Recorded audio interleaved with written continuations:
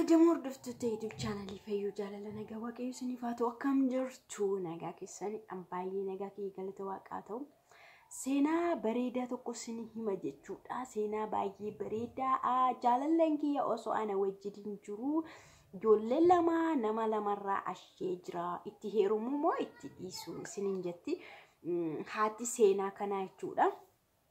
Jaalalaan osoo ishee faana jiru jechuudha. Ijoollee lama qaba amma deebi'eetti heerumu moo dhiisu haadha ijoollee sana lamaan dhiisee ana faana garuu dura ture isiniin jetti.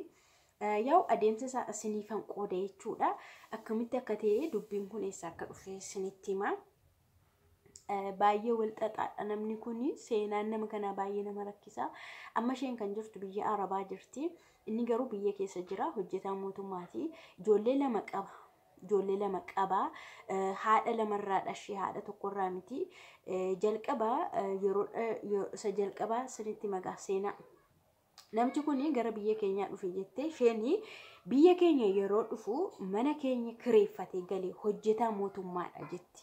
Hojjetaa mootummaa ta'ee mana keenya kireeffatee galaa jettee isa booda adeemsa keessa mana keenya qe'ee keenyatti waan galuufi suuta wal barree jette adeemsuma garaagaraatiin yaa'u baruun hin danda'ama maaliif barteen jedhamu unkaan nama qe'ee keessatti galumti nama alaayyuu hin barama wal bartee jechuudha. Wal bartee osoo jedhanii waggaa 3 jaalalaan turan biyya keessa jechuudha. Jaalalaan biyya keessa waggaa 3 turanii isa booda gara iddoo biraatti jijjiirame jechuudha. Hojjetaa mootummaa waan ta'eef bakka biraatti jijjiirame. Bakka biraatti gaafa jijjiiramu isheen immoo biyya Arabaan deemaa jetti. Yeroo sana garuu inni hin deeminii jedhan. Inna ishii bakka tokkotti immoo gallaa jetteen. Iddoo tokkotti galleetu jireenya jiraanna. Waggaa 3 jaalalaan turaniiru. Osoo manni qe'ee sana keessa mana isaanii kireeffatee jiru. Waggaa 3 erga turanii booda bakka tokkotti gallaa ishii. Bakka tokkotti immoo gallannaan ammatti naa hin danda'amu jedheen.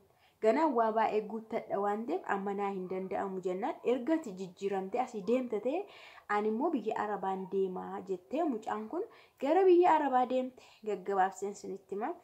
Gara biyya Arabaa deemte egaa bara sana keessa mucaan kun aarsaa baay'ee kaffalte sababa bilbilaa manaallee dhoskitee isaa bilbiluudhaan illee mindaan ji'a tokkollee irraa kutameera gatii baay'ee baastee isa booda waan ji'a jaallee dhukkubsatteetti isaaf jecha baay'ee gatii baastee jechuudha. Biyya Arabaa yeroo deemtu Beeruutti bara sana Beeruutiin deemtee ji'a jaaf bilbila hin qabanne ji'a jaaf isa sin agarree madaamiidhaan bilbilti. Madaamiidhaan yeroo bilbiltu immoo obboleessa ishee irratti bilbilti akka maatiin ishee warri ishee yaaddofneef akka jirtu akka geessee obboleessa ishee irratti bilbilti.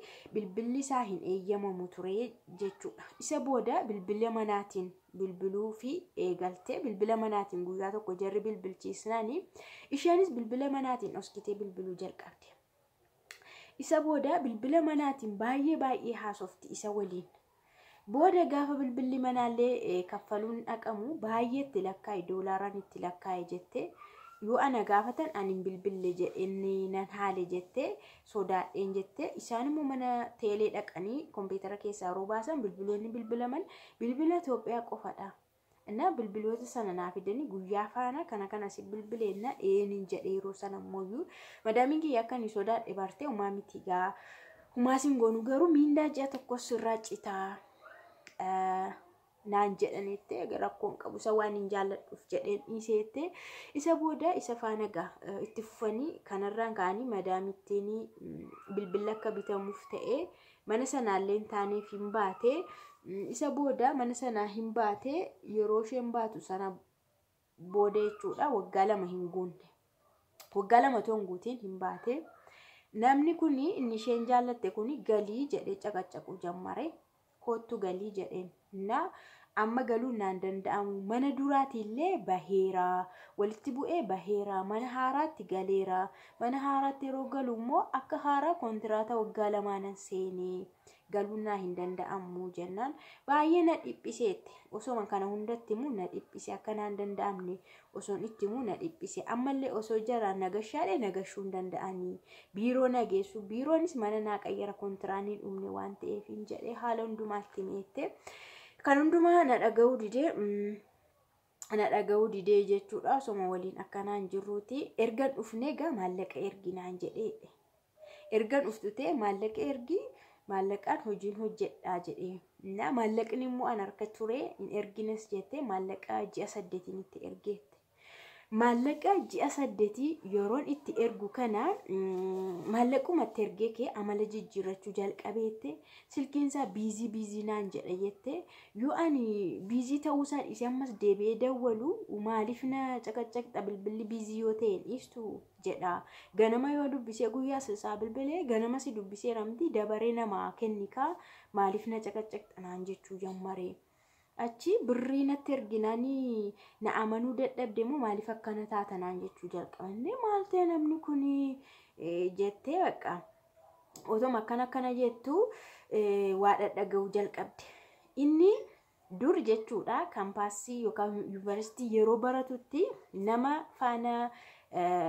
faana walitti dhufee jaallateeni mucaa tokko dhasheera mucaayyoo tokkorraa jechuudha haadha mucaa sanaa faanallee ni haasa bilbilaan jechuudha qaamaan illee yoo walitti dhufuu baatanii namatu itti himee odeeffannoodhaanii haadha mucaa sanaa faanaan haasaa isa booda isheen immoo deebistee yoo gaafattu hin barbaachisu jedheen si dhoske malee sirriidha jedhee immoo na amane dhuguma akka mucaa tokko qabu dura maanatti himne seenaa kana hundumaa jennaan natti himne jettee ishi jedhee itti fufeette achi galtu malee jedhee na dhiphisaa anis itti mee galuu hin danda'u jennaan baqa ani nan fuudha na eebbisi na gadhiisi naan jedhe afaanuma isaatiin yeroo akkana naan jedhu kana immoo nama biraa ishee haadha mucaa tokko irraa ashee malee durba kan biraa biyya arabaa keessa hojjettu kan biraa bisheeffateera kan yeroo dhiyootti nan gala jetteeni kana dhageen qaba jette boodarran dhageeyyuu jette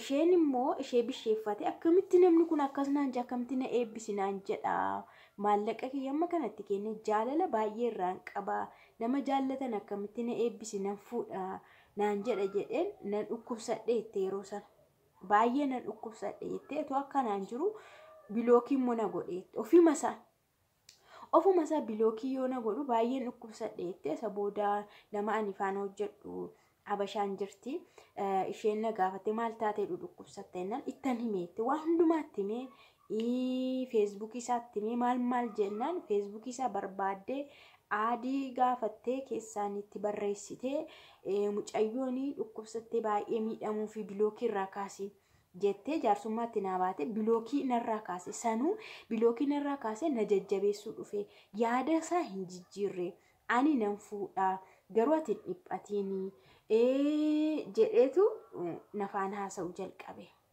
booda koronaan dhufee maal jedheetu akkana jennu mucayyoon inni bisheeffate sun sababa koronaadhaa fi galuu akka hin dandeenye isatti himtee jedha afaanii baasee ofiima sanatti hima situ na abaare natti fakkaata mucaan jaalladhee fuudhuudhaaf eegu waggaa tokko booda malee hin dhufu naan jette indee akkamidha garuu namni tokko dhufee kan akkasiin jedhu maal jechuudha mucaan isheen kunis isa jaallattee jirti inni immoo dhufee mucaan jaalladhee yeroo dhiyootti fuudhuudhaaf eegu waggaa tokko narratti dabalan hin dhufu naan jette situ na abaare miti naan jedhee an hamma kana numa ji'a 6 oliin dhukkubsadhee jette mucaan kun ji'a 6 ol baay'ee dhukkubsadhe isa faana sinuma haasaa na dhukkubsadhas inni garuu iddoo biraa barbaada waan biraa haala mijeeffata anaan garuu hin dhiphatini of maal godhi ani nan fuudha naan jedha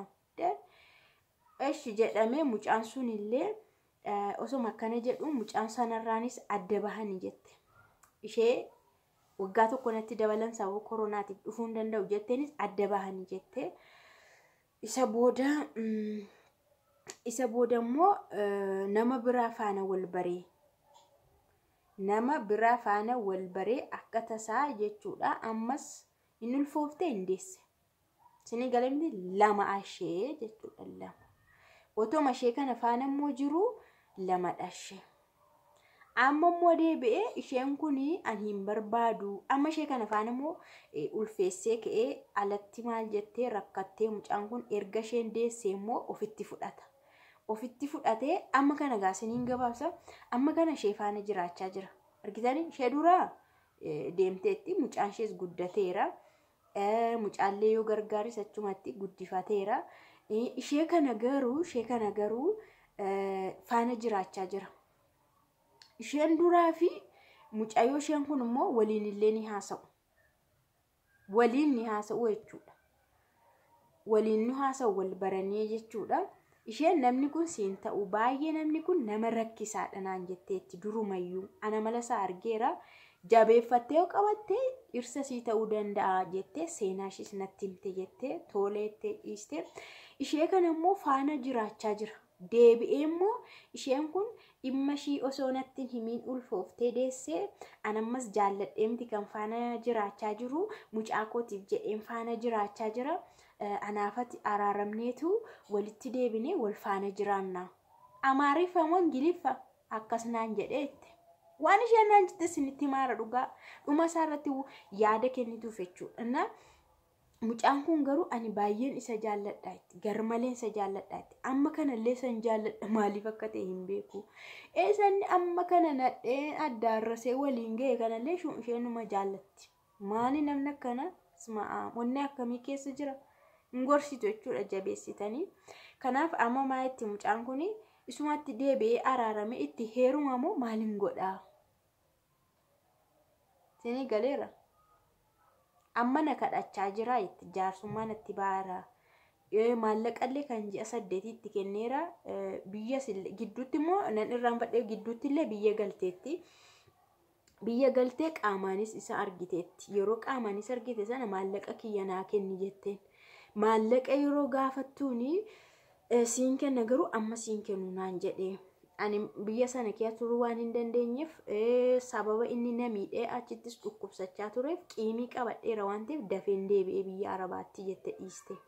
Amma onlaayiniidhaan immoo walitti deebi'anii hin haasa'u jechuudha. Ishee mana jirtuuni maal jedhan jaalladhee miti fedhiidhaanis miti akkuma tasaa guyyaa tokko dogoggorameetu jettee mucayyoon qe'ee sana keessaati hojjettuudha jedhanii amma dubartii umadhaa hojjettuu saatatu hojjettuu manaa saatatu hojjettuu mootummaa saatatu uffatamuun hin danda'amu. Erga isa faana waa tokko gootee mucaa deesseetti fitee ishee matu haadha manaadha.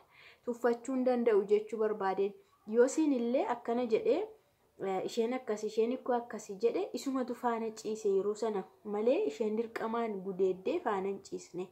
Kanaafuu amma immoo ishuma faana ol gashatee faana jiraataa. Mucaa kana garuu itti deebi'ee sossobaara. Ansiinan jaalladha. Dhiifama naa godhiti walitti araaramnee waliin jiraannaa jedhanii jira. Isheen immoo anammallee inuman jaalladha.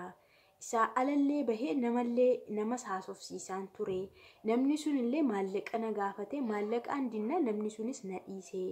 Ammasumatti deebi'ee yoon heerume maal rakkoo qabaa jette. Mee rakkoo isaa tarreessaa rakkoo 60 qaba.